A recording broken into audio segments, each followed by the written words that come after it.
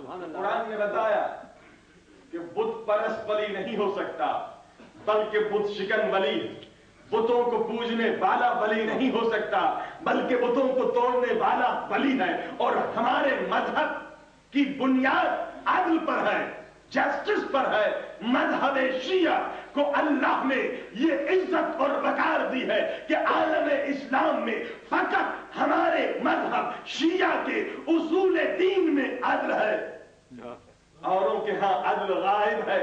ہم جسٹس، ہم عدل کے ماننے والے ہیں۔ توحید کے بعد ہم عدل کی بات کرتے ہیں، ہم جسٹس کی بات کرتے ہیں، اور ہمارے مذہب آل محمد کے مذہب کا اصول یہ ہے کہ عدل کرو۔ عدل یہ ہے کہ بت پرست کی جگہ پر بت پرست کو بٹھاؤ، ہمیں کوئی اعتراض نہیں۔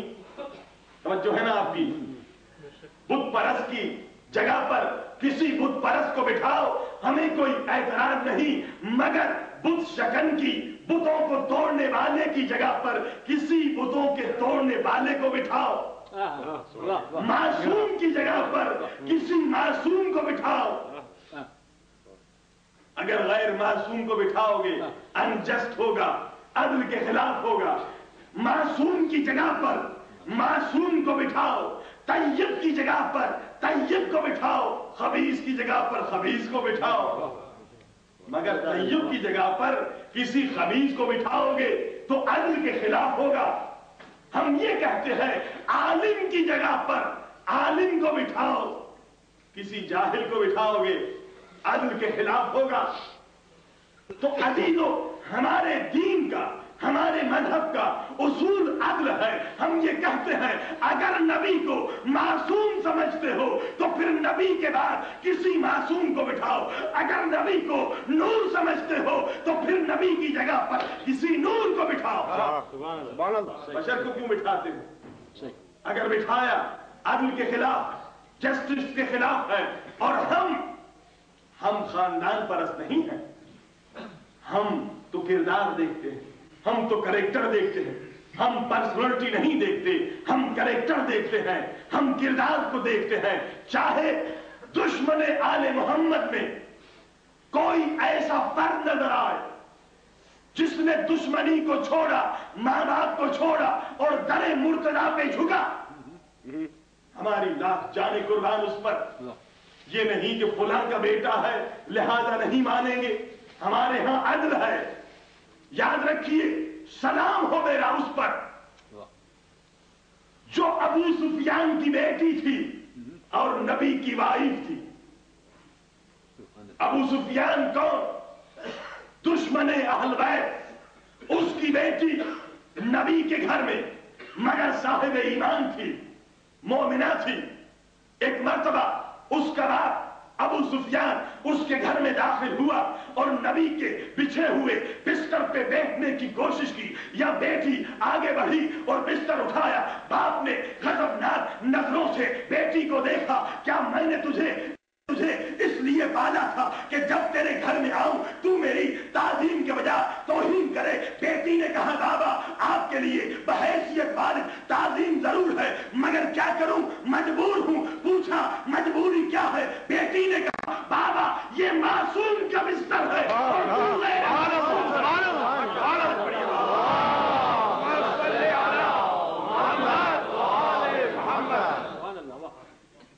بابا مجبور، بحیثیت تیری عزت کرتی ہوں، رسپیکٹ کرتی ہوں، مگر یہاں مسئلہ عدل کا ہے۔ یہ معصوم کا بستر ہے، یہ نبی کا بستر ہے، یہ عام انسان کا بستر نہیں ہے، اور تو غیر معصوم ہے، اس لیے بستر ہٹا دیا۔ معلوم یہ ہوا کہ نبی کی زوجہ اور ابو سفیان کی بیٹی نے کائنات کو دس دیا کہ معصوم کے بستر پہ کوئی غیر معصوم نہیں بیٹھ سکتا، چاہے وہ میرا باپ ہی کیوں نہ ہو۔ تو جب غیر معصوم معصوم کے بستر پہ نہیں بیٹھ سکتا تو معصوم کے منبر پہ کیسے بیٹھے گا؟ سبات پڑھیے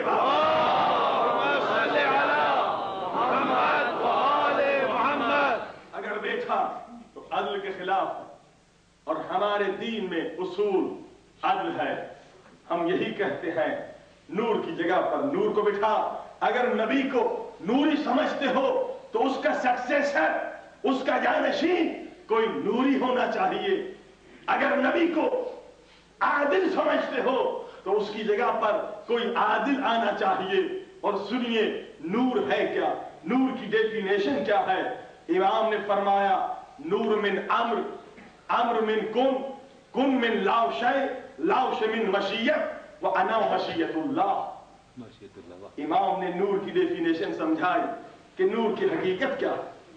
मासूम इमाम फरमाते हैं कि नूर अम्र अल्लाह के ऑर्डर से है, अम्र खुदा से है। वह अम्र नूर मिन अम्र, अम्र मिन कुन। और अम्र क्या है? अल्लाह ने कहा कुन यानी हो जा, और ये कायनात हो गई। और कुन क्या है? कुन मिन लाश है। कुन जो है वो लाशे से है, यानी कायनात में पहले कुछ भी न था, मगर अल्लाह ने कहा सब कुछ हो गया। कुन मिन लाशे, और लाशे क्या है? लाशे मिन मशीयत, लाशे मशीयत से है। और इमाम फरमाते हैं अना मशीयतुल्लाह, हम अल्लाह की मशीयत है। आप नहीं समझे इस सेंटेंस को, मैं फिर समझाने की कोशिश करता हूं। नूर मिन अम्र, नूर अम्र से है। अम्र मिन कुन, अम्र कुन से है। कुन मिन लाशे, कुन लाशे से है। लाशे, मेरे हाथ में रुमाल है, ये शे है, मगर दो हाथों के दरमियान कुछ नहीं, यानी लाश है। लाश यानी नथिंग, कुछ भी नहीं था, अल्लाह ने सब कुछ बनाया। लाशे मिन मशीयत, लाशे क्या है? मशीयत।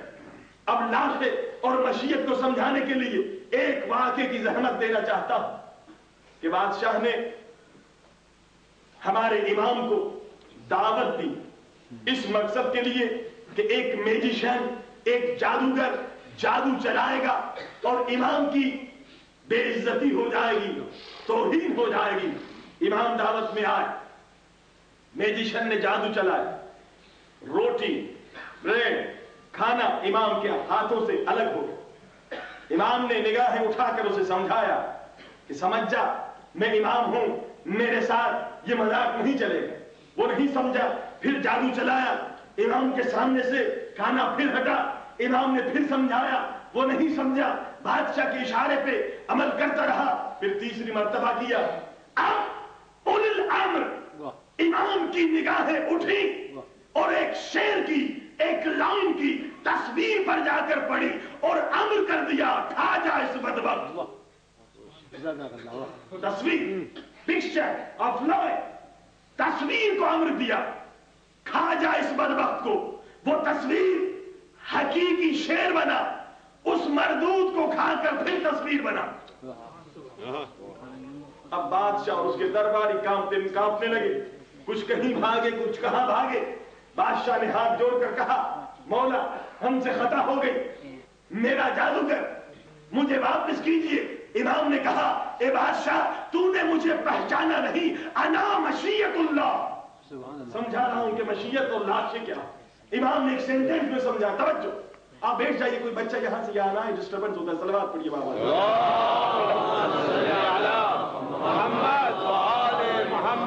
मशीयत है क्या, लाश क्या है? इमाम समझाना चाहते थे। कहा बादशाह तूने हमें पहचाना नहीं, अना मशीयतुल्लाह, मैं अल्लाह की मशीयत हूं। और मशीयत क्या है? इमाम ने कहा सुन, तेरा जादूगर शय था और ये तस्वीर लाशें थी। पिक्चर वाज नथिंग, ये तस्वीर लाशें थी और तेरा जादूगर शय था, लेकिन मैंने शय को लाशें बनाया और लाशें को शय बनाया। क्यों बनाया? अना मशीयतुल्लाह, मैं अल्लाह की मशीयत।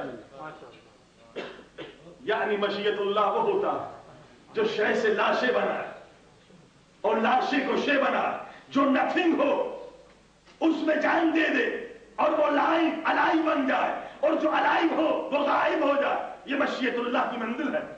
और मशीयत actually what is the meaning of मशीयत?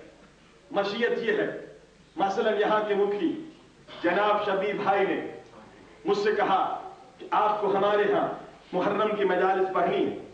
मैंने वादा कर लिया इंशाअल्लाह मैं आपके यहां इस साल मजलिसें पढ़ूंगा।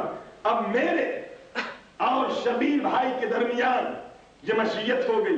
مجھ پر لازم ہے کہ مجلس کے لیے آؤں، ان پر لازم ہے کہ مجلس کا انتظام کریں. یہ ہے مشیت. کل سن چکے کہ شب ہجرت علی اور اللہ کے درمیان مشیت ہوئی تھی. توجہ چاہتا ہوں، شب ہجرت علی اور اللہ کے درمیان مشیت ہوئی تھی. مشیت کیا ہوئی؟